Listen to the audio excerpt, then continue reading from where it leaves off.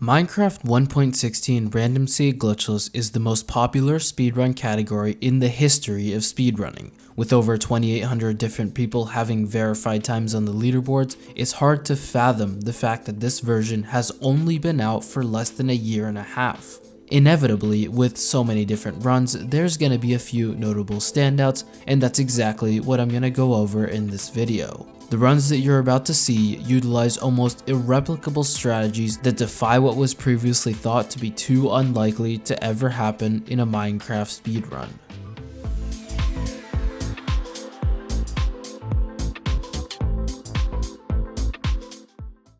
Now, before I get into the crazy ones, I think it's important for you to understand what a more normal run looks like. For that, I'm going to use two-letter names 1212 former world record. After getting iron and food in the overworld, he enters the nether and heads to a bastion. At the bastion, he gets the gold blocks and trades them with piglins in order to get ender pearls, obsidian, string, and fire resistance. Once those are obtained, he heads off to the fortress in order to kill blazes for their rods. After that, he uses the obsidian to build an exiting nether portal, and once in the overworld, uses the pearls and rods to craft eyes of ender to locate the stronghold. Once that's located, he digs into it, finds the portal room, and enters the end. From there, it's just the waiting game because the run isn't over until the dragon is dead. So now that you understand what normal looks like, let's get into the abnormal, and keep in mind that each of these runs is going to progressively get crazier. On June 5th, 2021, top speedrunner Davey loaded into a world completely oblivious to the fact that he was about to complete one of the most bizarre Minecraft speedruns ever. He spawned on an island and after gathering some logs, made his way to a shipwreck which only gave him 4 iron ingots. Typically, when entering the nether, players want to have at least 7, 3 for a bucket to make a nether portal, 3 for an iron pickaxe to mine gold blocks at the bastion, and 1 for flint and steel to light the portal. Sometimes, players will just reset if they get less, but very close by was a magma ravine, so Davey decided to just play it out. He crafted a bucket and flint and steel, built his portal to enter the nether at 210, and after E-raying for a bastion, knew which direction to go in. For more info on this strategy, I would recommend watching K4's tutorial, link in the description. Anyways, after traversing some terrain, he saw the bastion and on the way grabbed some mushrooms for extra food. Now, remember when I just said that he didn't have enough iron to craft an iron pickaxe? Well, the place where he needed to get that iron was from the top chests of the bastion. Unfortunately, none of them had enough, but what they did have was plenty of gold. In total, from all the chests, he got 24 ingots and 9 obsidian. Being that he only needed 10 to exit the nether, that was almost guaranteed to be enough. But what about ender pearls? Well, on average, trading 20 gold ingots would get you 1 pearl trade, but the amount of pearls per trade ranges from 4 to 8. In other words, even with 2 trades, he wasn't guaranteed enough pearls, so when Davey got a total of 13, the nerves kicked in. Exactly 1 minute and 15 seconds after entering the bastion, at 4:42, he was out, and he didn't even need an iron pickaxe to mine gold blocks. Now, you may have thought that this was just some normal old seed, but no, the instant that he left the bastion, he saw a leg of the fortress, and entered it in under 5 minutes. Fortunately, he was able to get a fire resistance potion from the trades, and once locating the spawner, he started killing blazes. After going 6 for 12 on rods, he put down his exiting portal and left the nether at around 7:30. Unfortunately, he spawned in a cave, but after digging up, he found himself in an ocean, which is ideal for traveling to the stronghold. The first eye he threw took him toward land, and once up this little hill, he threw another eye, and the angle change was significant, telling him that he was insanely close to the stronghold. This was both a blessing and a curse because due to the limited amount of trades, he didn't have nearly enough wool to craft beds.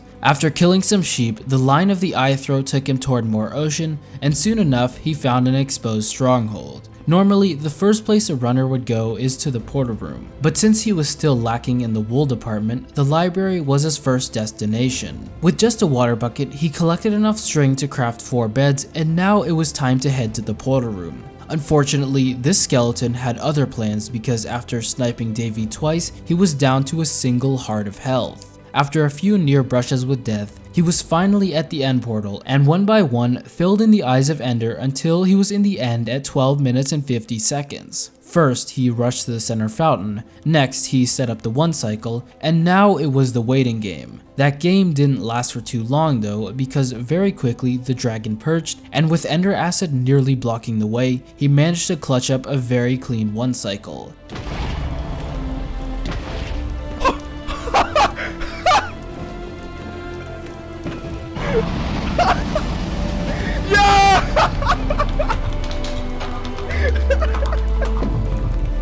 What the fuck?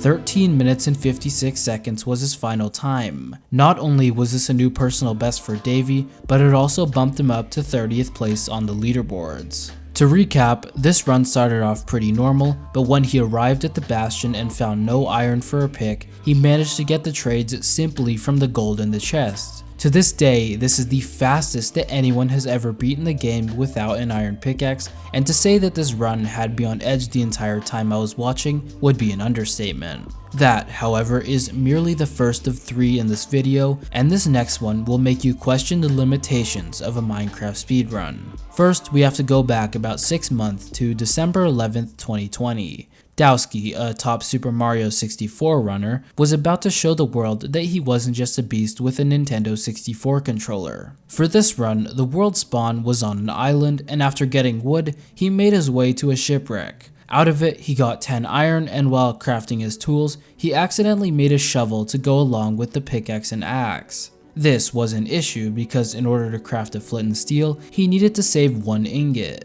As the saying goes, shit happens, because right after that, the game blessed him with a monument. Nowadays, people would usually turn render distance down to 2 in order to avoid mining fatigue, but Dowsky is an absolute chad and decided to keep his render distance up. Either that or he didn't know about the strat, but I prefer to believe the former. While somehow avoiding the mining fatigue, he got the 8 gold blocks and left. What a beast. Speedrunners nowadays just aren't built like that. Anyways, wanna know what else this ocean delivered to him? A coastal village. After getting 4 beds from this house, hay bales for food, and iron from the iron golem in order to craft flint and steel, he was out, and at 6 minutes and 19 seconds, he said this quote. Remember, I could technically find the stronghold right now. About 50 seconds later, this happened. Is that the stronghold? Please, please, for the love of God, be the stronghold. Wait, I see a square and I see light. I might be too early, but those are very squared squares. It's a stronghold. Okay. Okay, we found the stronghold. Okay. After 7 minutes and 30 seconds of swimming in a completely random direction, he managed to hit the stronghold, and a short time later, found the portal room. With the lava, he built a nether portal, and his nether spawn was not only right next to a nether fortress, but right next to the blaze spawner. Remember though, he needed to get his pearls and rods, so after locating a nearby piglin to trade the monument gold with, he started killing blazes. Enjoy the short time lapse.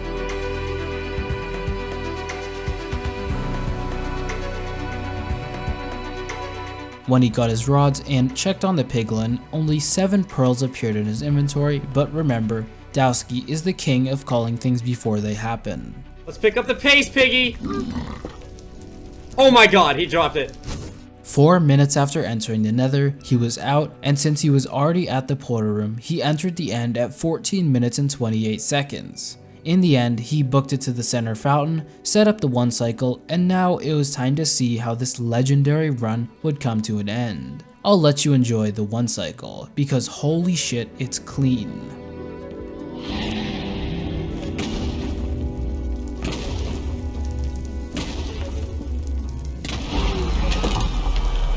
Bro! There is no fucking way! Oh my god!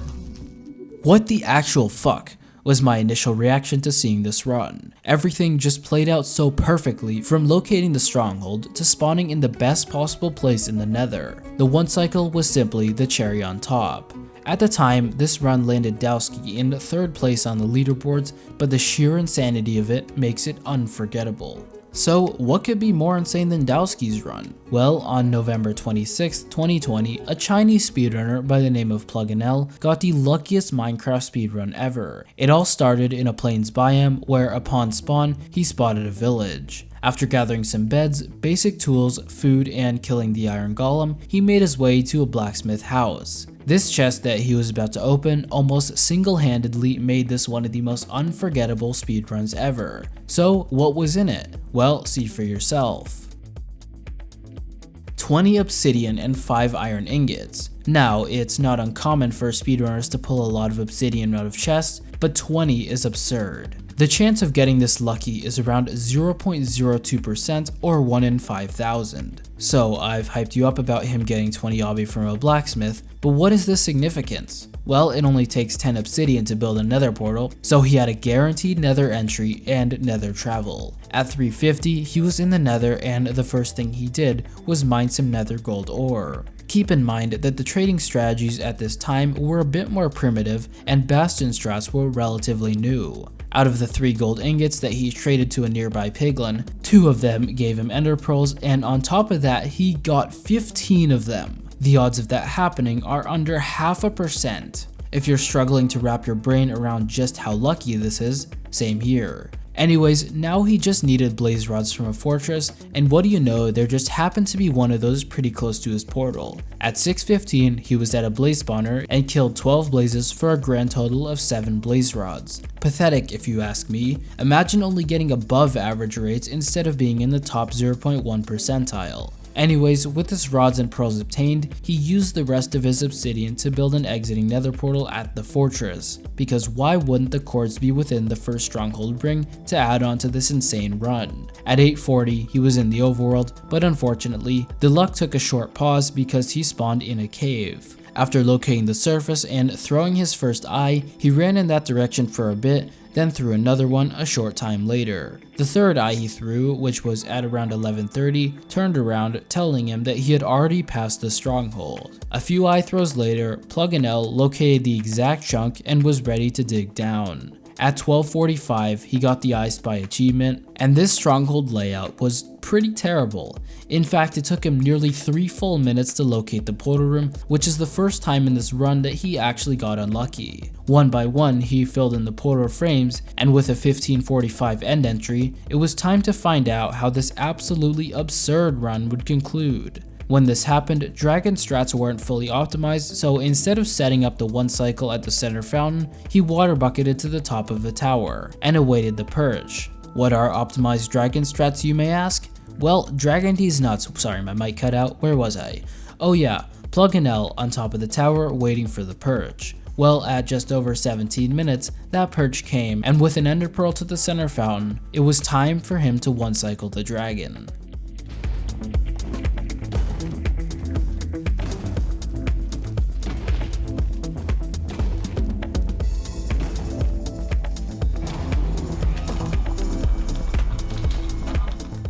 "17 minutes and 37 seconds was the final time, landing him at 6th place on the leaderboards. Out of every Minecraft speedrun that I've ever seen, this is truly the most one of a kind. To say that the stars aligned to make this run happen would be giving too much credit to the stars. Anyways, comment down below which one of these runs is your favorite. If you enjoyed this video, I would recommend this other video about the saddest choke in Minecraft speedrun history. Have a great day, and see you later.